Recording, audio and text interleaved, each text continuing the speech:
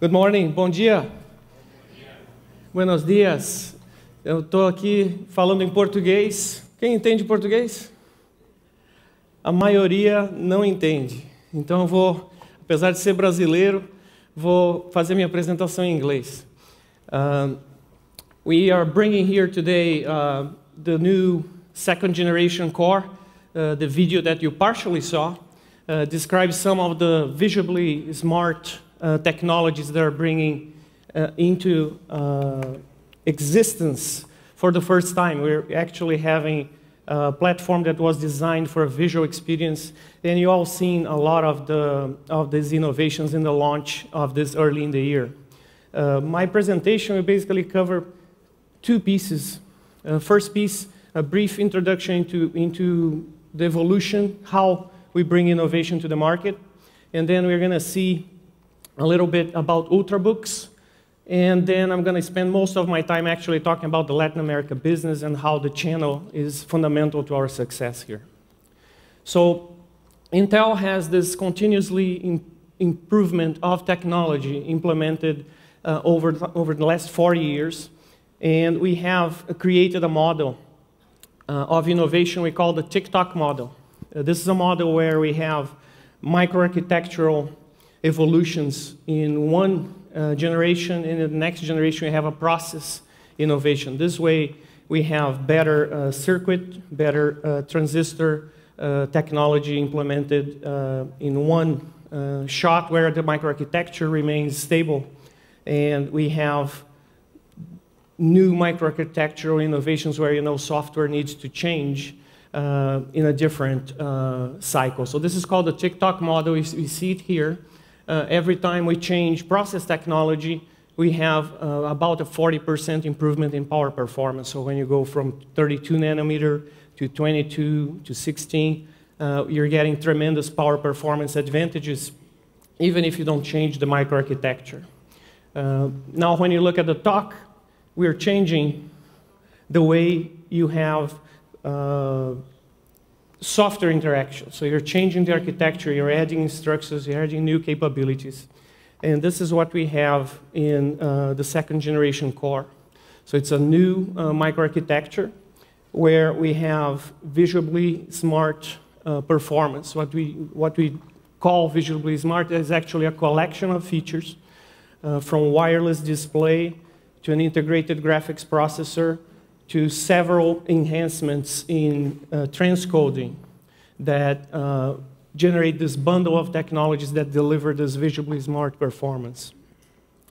So when we look at the performance side, we have technologies like Turbo, which basically modulate the usage of cores and manages power states more efficiently. So besides the Moore's Law evolution that brings you new 40% power performance improvement just by the change in process, we also have microarchitectural changes that allow you to get to even more power performance benefit.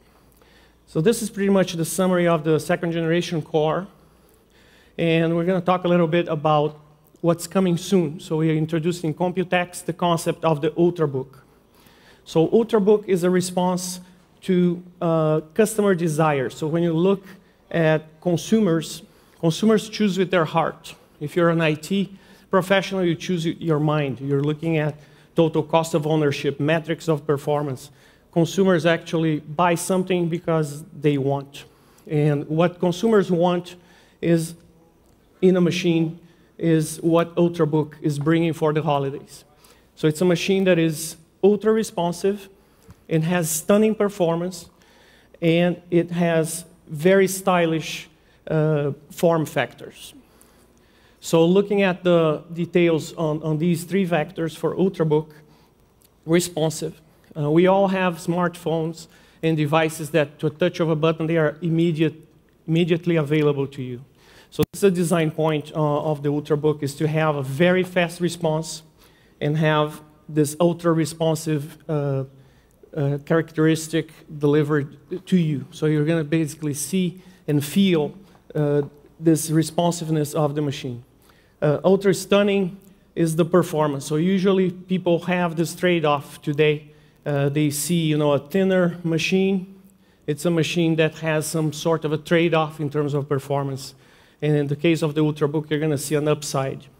We're going to have features like better security, better interfaces through touch, new ports, new forms of connection like Thunderbolt. So some of these technologies, they are recommended technologies for Ultrabooks. Others will be required. At this point, we're still defining exactly what an Ultrabook is. This is just a first view of what the concept looks like. Ultrabooks will be implemented in 3 generations. The first generation starts now with second generation core. Next year, when we go to Ivy Bridge, we're going to see another step towards Ultrabook. And the third generation will be with Haswell that I showed in the TikTok model. It's when we shift to another process technology. So basically, this is a view into the Ultrabook. Now let me get into the bulk of my presentation, which is the Brazil and Latin America opportunity. And given that we are here, just a quick summary on the macroeconomics. We look at healthy GDP, a lot of solid fundamentals across the board. The graphic shows that the growth predictions are pretty stable, showing a region that is growing sustainably and growing at rates that are moderate on average, right? Looking at Brazil, for example, on average of 4% GDP growth. Risk factors vary by country. Brazil, for example, we have a very strong currency at this point, and we are seeing shifts in currency. All the distributors probably are very aware of this, and that's one risk factor of a shifting in currency. High interest rates. Argentina has a higher inflation than other countries, and new protectionist policies being implemented for local manufacturing that are impacting our business, and so on. So Mexico, a presidential race. There's very interesting accelerators in the region, strong consumer demand across the region, especially in Mexico and Brazil. And we're expecting major infrastructure investments, and you'll see why as I go through my presentation here. So basically, solid fundamentals. This is the summary. Let's dive a little bit into the Brazil business. So the business is good in Brazil, not only for PCs. You see Brazil becoming the third largest PC market officially this past quarter through IDC. But it's the 4th largest car market, smartphone, 5th largest software community in the world by 2015, and forecasts of 5th largest economy by 2020. So it's a tremendous opportunity, but why now? Pretty much the same point I made in the LAR summary. 10 years of gradual economic improvements, inflation in check, record low employment, credit availability, fueling consumption, and a lot of GDP growth sustainable over the decade. Interestingly, this is, for me, the most important, and as a Brazilian looking at the country over 20 years, this is a moment in history, right? You have more of half of the population now middle class. And you can see the evolution, about 20 million new customers in the last couple of years, and representing a grand total of 160 million consumers that have a very specific characteristic, which is they have a lot of money to spend. So you see in LAR, this is a picture for Brazil, but LAR is the same. Latin America region, you have consumers with a lot of power concentrated in them. So this is the per capita number here. These are data from Forrester Frontier Research. And you can see China and Brazil, tremendous difference in individual consuming power. And the interesting thing is that the Brazilians, just like Americans, they have the same profile of consumption. The Brazilians are spenders, they're not savers. They can buy and purchase now, and they are doing so. Why are they doing this? It's basically looking at a very interesting statistic that we collected over the years at Intel. The numbers here are the number of weeks of income necessary to buy an average notebook consumer. So back in 95, we had the Windows 95 Pentium wave that happened in the United States, and at that point in time, 4.9 weeks of income were required to buy the system. In Latin America, 6.5, in Brazil, 5.6 weeks of income lead to a machine. You can go and buy it. And this is very interesting. If we plot the weeks of income for different countries against the PC penetration, look what happens. There's an inflection here. So this is interesting. Latin America is right here at the edge. And our industry is known for making a lot of money at inflection points, right? So anyone that read any Andy Grove's books understand the power of the inflection.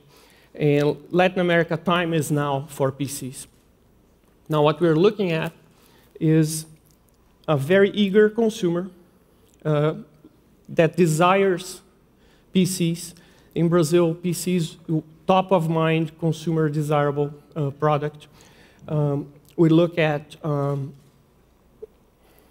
this situation here, and it's an exciting moment because you're going to see densities in Brazil reaching 1.5 PCs per household within the planning horizon. So you're looking at 2014, 2015, we're going to be in Brazil with the same density that you have in the United States today, according to forecast. So this is very, very exciting. And we look at this and say, well, that's a very interesting market, right? I have all these consumers.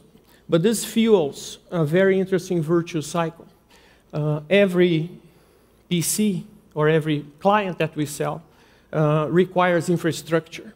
And this leads to the other piece of information here, which is the cloud and server growth is really tied to client growth. So we see this infrastructure investment that we talked about. There's a pent-up demand for servers in Latin America. The ratio of servers and clients is below average. There's a tremendous opportunity here. Now, if you look at the forecast of traffic in the internet, in 2010 we had 245 exabytes of data crossing the internet. And the forecast